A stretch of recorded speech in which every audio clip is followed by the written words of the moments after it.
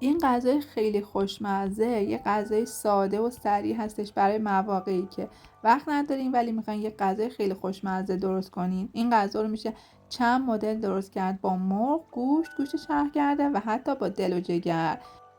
این غذای خوشمزه اسمش واویچکا گیلانی هستش و رشتی های عزیز هر وقت که میخوان با عجله یک غذای خوشمزه درست کنن واویچکا درست میکنن. برای مواقعی که فرصت نداریم یه غذای عالی و خوشمزه است. بریم که با هم درستش کنیم. برای درست کردن واویچکا اول پیاز رو نگینی ریز خوردش میکنم. هرچی پیاز این غذا بیشتر باشه خورشتمون لذیذتر و جا افتاده تر میشه. بعد اینکه پیاز رو نگینی ریز خورد کردیم اون رو داخل مایتای میریزیم و با روغن تفتش میدیم. دوست عزیزم سلام، اینجا کانال آشپزشو هستش. اینجا کلی غذاهای سنتی و ملل و همینطور غذای محلی شهرهای مختلف ایران رو آموزش میدیم. اگر هنوز کانال رو سابسکرایب نکردی یادتون باشه که کانال رو زود سابسکرایب کنید، زنگوله کانال رو هم بزنید که از آموزش های ما عقب نمونید.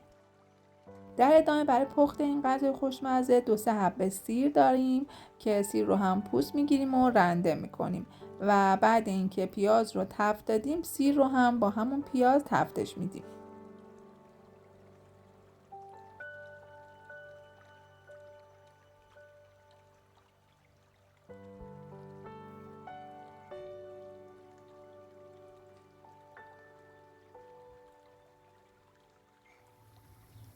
خب حالا من پیاز رو روی حرارت گذاشتم با روغن کمی پیازم رو تفت میدم. یه کمی که پیازم سبک شد و شیشه‌ای شد سیر رو هم بهش اضافه میکنم و تفتش میدم. تو این فاصله که پیازم داره تفت میخوره میرم سراغ گوجه ها و گوجه رو پوست میگیرم. برای درست کردن واویچکا حتما از 5-6 تا گوجه رسیده و قرمز استفاده کنید که غذاتون رو خیلی خوشمزه تر میکنه و فقط از رب استفاده نکنید. بعد اینکه گوجه ها رو پوست گرفتیم باید اون رو خوردش کنیم. حالا گوجه رو یا میتونین نگینی ریز خورد کنین و یا رنده کنین و اگر هم دوست داشتین داخل غذا ساز بریزین و اون رو پوره کنین. من خودم گوجه ها رو نگینی ریز خوردشون میکنم.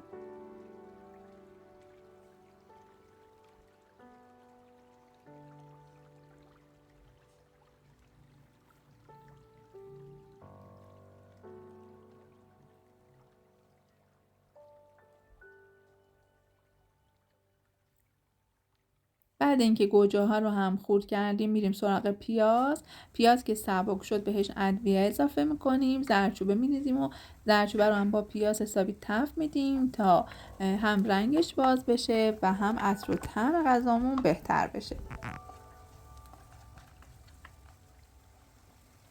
حالا نوبت اضافه کردن سیر هستش. سیر رو میریزیم و خیلی کوتاه سیر رو با پیاز تفتش میدیم.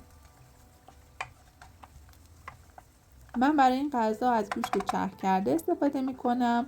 توی این مرحله گوشت چرخ کرده رو اضافه میکنم و حسابی با پیاز تفتش میدم. این غذا با مرغ خیلی خوشمزه میشه. هم میتونید از فیله مرغ استفاده کنید و هم از مرغ استخوندار. همه مدل های واویچکا خوشمزه و لذیذ میشه. برای سرخ کردن گوشت چرخ کرده با پیاز سعی کنید کاملا اون رو باز کنین و گوله گوله باقی نمونه تا گوشتمون با پیاز و سیر طعمدار بشه و غذای خوشمزه تری داشته باشیم. توی این مرحله یه قاشق رو به گوجه هم اضافه میکنم و با گوشت حسابی تفتش میدم.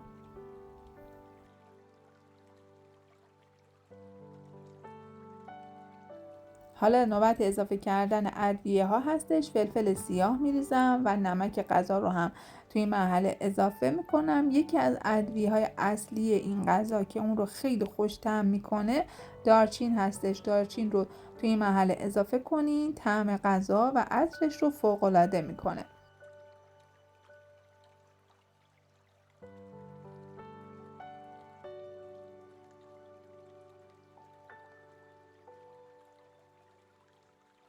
خب تو این مرحله دیگه نوبت اضافه کردن گوجه هامون هستش.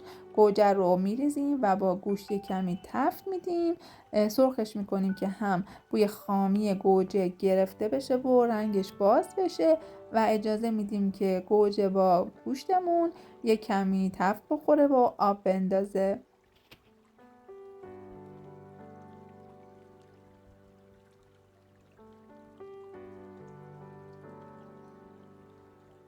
خب دیگه تو این مرحله که گوجه‌مون یه کمی آب انداخت، نوبت اضافه کردن آب غذا هستش. حدوداً 1 لیوان آب به غذامون اضافه میکنیم، در غذا رو میذاریم و شعله‌اش رو کم میکنیم تا غذا با آبی که ریختیم و گوجه‌ای که داخلش هست آب اندازه و پخته بشه. برای روی این غذا ما احتیاج به سیب زمینی سرخ کرده داریم. 2 تا سیب زمینی رو پوست میگیریم. مدل سرخ کردنش معمولا به حالت نگینی هستش. سیب زمینی ها رو نگینی های درشت خورد میکنیم و سرخش میکنیم.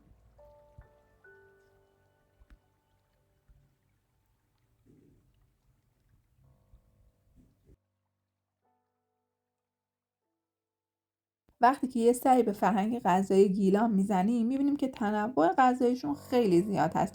معمولا هم همه آدما وقتی غذاشون رو تست میکنن خوششون میاد و یه خاطره خیلی خوب براشون میمونه. این واویچکا هم تو رستوران‌های محلی زیاد سرو میشه، با مدل‌های مختلف پخته میشه، هم با مرغ و هم با گوشت و یا اینکه با دل مرغ و دل و جگر گوسفند.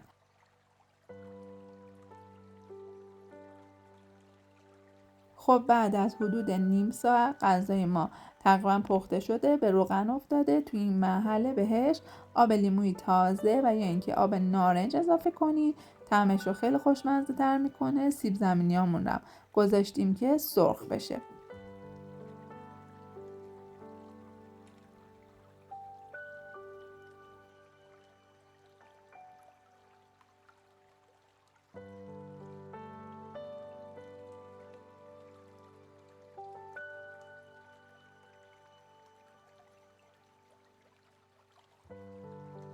دیگه بابیشکای ما تقریبا آماده است، آبش خوش شده.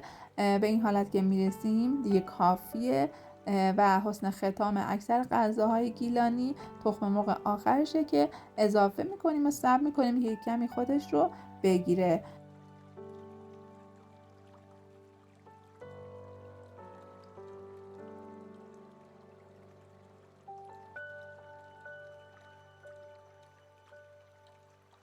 این غذای جذاب رو میتونین با یه برنج کته خوشمزه و یا با نون سروش کنین. کنارش هم کلی مخلفات گیلانی قرار بدین که خوشمزگیش رو بیشتر میکنه. اون رو درست کنین. یه غذای سالم و خوشمزه است برای مواقعی که وقت ندارین. این غذا حتما یادتون باشه درستش کنین و در کنار عزیزانتون نوش جان کنین.